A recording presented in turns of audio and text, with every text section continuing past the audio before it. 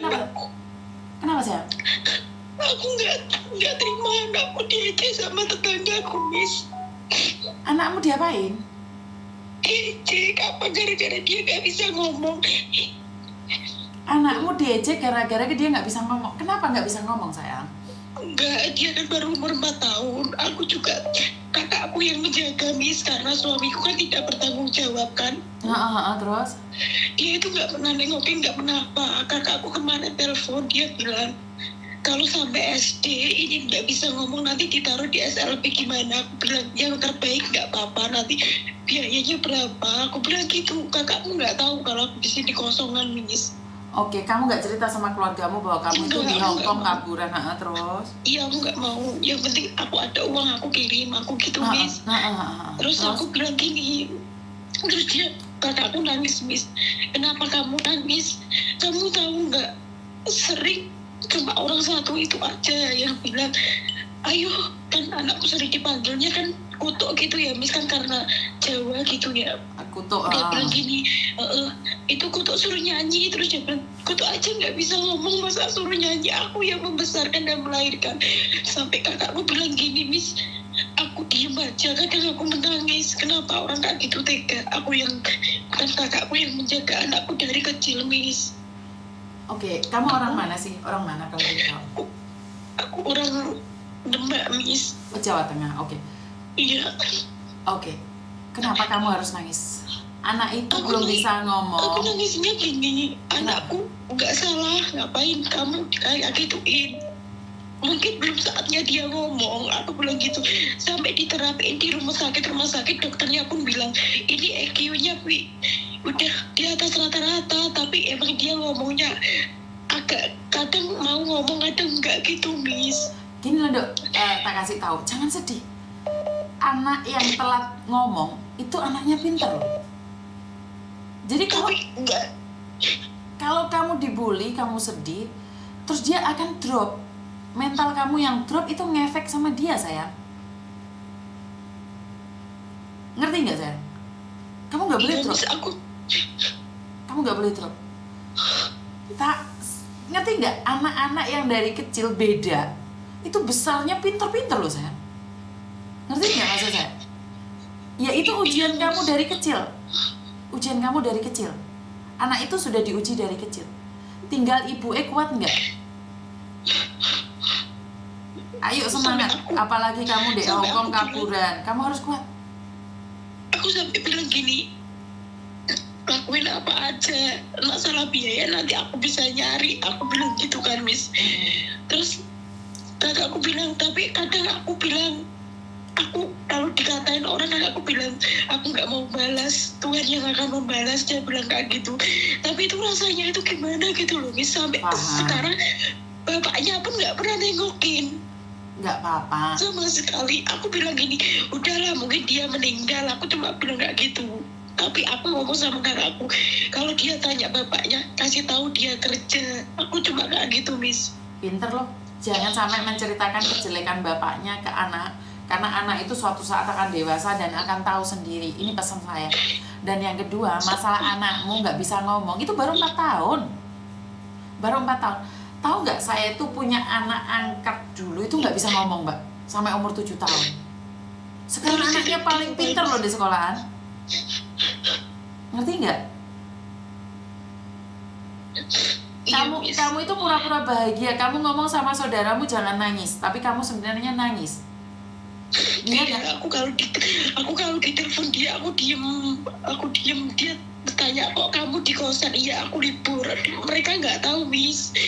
Aku sudah di penjara 8 bulan. Dia pun aku nggak ngasih tahu karena aku nggak mau mereka kepikiran. Ini nasibku. Oke. Yang penting kamu di sana kerja baik-baik. Miss Yuni tidak pernah membenci anak kaburan, tapi kerja baik-baik. Karena apes nggak ada dalam kalender. Kamu ada apa-apa ngomongin Miss Yuni, ngerti? Iya tahu, Miss. Saya tidak mendukung apa yang kamu lakukan, tapi kamu sudah terjebak di dalamnya. Yang penting ini bukan kemauanku, Miss. Iya, ngerti. Kamu sudah terjebak di dalamnya. Kamu kerja demi anakmu, ngerti? Iya, Miss. Nggak usah khawatir anak nggak bisa ngomong. Heboh banget sih. Bilangin tuh sama tetangga, kamu harus buktikan anakmu itu sukses suatu saat. Benci aku sama tuh nggak tetangga gini itu. loh Miss, dia itu dulu di saat orang tua aku ada, dia selalu minta, dia itu masih saudara sama ibuku Miss. Terus? Tapi di saat orang tua aku nggak ada, roda itu tuh berputar, nggak selalu orang itu di atas. Aku bilang kayak gitu, oke, emang aku cuma yang tegawi, tapi aku bisa buktiin sama kalian, aku bisa mendidik anakku. Mereka bilang, Miss, aku di sini kerja kayak gini. Aku bilang, terserah kalian mau ngomong apa, tapi tolong jangan kamu ejek anakku. Aku bilang gitu. Ya karena itulah aku heran dengan orang-orang yang punya pikiran menghina fisik gitu. Sebenarnya fisik kan nggak boleh dihina, itu punyanya Tuhan gitu. Kan itu punyanya Tuhan ya. Fisik itu punyanya aku Tuhan. bilang, anakku pun kalau punya jajan, punya apa, aku bilang temennya dikasih ya, dia nggak boleh pelit, dia ngasih Miss. Tapi kenapa dia harus mengejek? Belum saatnya. Aku pernah bilang mungkin belum saatnya dia ngomong. Aku bilang gitu. Ya karena cemburu tadi loh Mbak. Karena kamu sukses di luar negeri, ngerti nggak? Karena kamu sukses di luar negeri. Iya Miss. Nggak usah mikir yang aneh-aneh. Itu memang cara-cara mereka. Ngerti nggak? Tahu, tapi seumpamanya ya, ini kan suami saya udah nggak nafkah, nggak apa, nggak nengok. Kalau saya cerai dari sini, status saya kayak gini nggak bisa ya Miss. Maksudnya? Suami saya kan udah nggak ngasih nafkah anak, nggak pernah nengok anak. Itu sejak saya di luar negeri. Terus? Itu kalau saya cerai, itu apa bisa dari sini dengan status saya kayak gini? Bisa. Cuman kamu tenang dulu. Cerai atau enggak itu enggak penting. Ngerti? Iya Miss, tapi kasihan Miss, kadang itu dia juga, bapakmu aja nggak itu, namanya anak kecil ya, diomongin bapak kamu nggak tanggung jawab gini, apa mudeng. Dia taunya jajan, udah berangkat sekolah, udah apa aku salah nyekolahin anakku dari umur 4 tahun. Aku sampai kayak gitu. Dok, tak kasih tahu. Orang hidup di kota harus banyak uang. Orang hidup di kampung harus banyak hati. Kenapa? Karena kalau di kota keluar pintu rumah harus bayar. Tapi kalau di kampung keluar rumah harus pakai hati. Kenapa? Tetanggamu selalu ngomongin kamu. Ngerti? Iya Miss. Di kota banyak uang, di kampung banyak hati. Karena saat hatimu tersakiti langsung diganti lagi hati satunya. Disakitin ganti hati satunya. Ngerti? Nggak usah baper. Kamu lebih kaya dari dia, makanya kamu dihina. Paham? Mereka tidak tahu banting tulangnya kamu seperti apa. Uang kui mau lek suhu gak ono suaranya. Tapi lek pemain ngoceh aja karena dia nggak punya apa-apa. Paham? Paham Miss.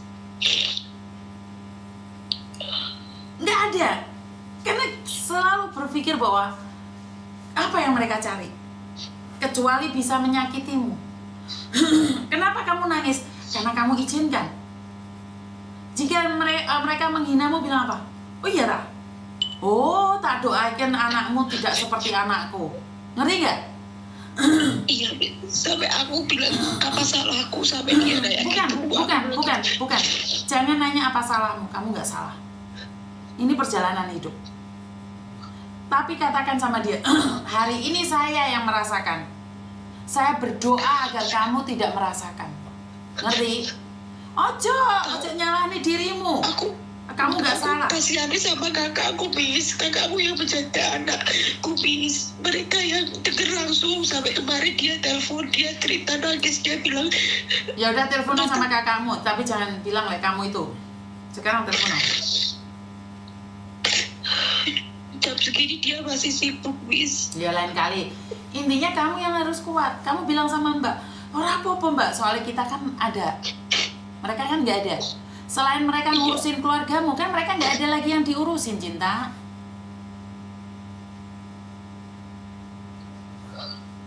Ngerti? tahu. Tahu. Jadi kamu pasti bisa. Kamu menjalani hidupmu di Hong Kong aja seberat ini kamu mampu. Ngerti?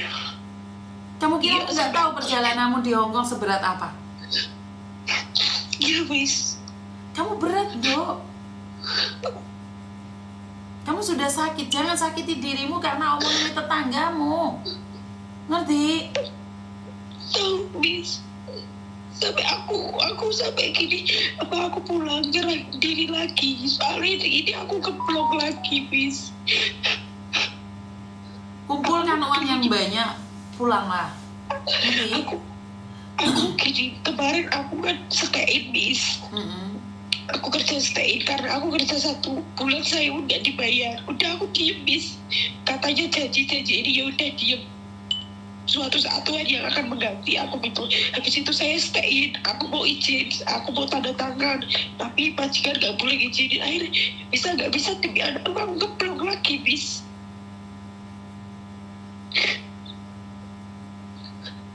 Kamu ngeblong lagi sekarang? Iya, soalnya pas waktu tanda tangan aku izin nggak dikasih, aku minta libur nggak dikasih. Pas waktu aku stay, makanya aku bilang udahlah, ini demi anakku, rezeki anakku, aku bilang gitu.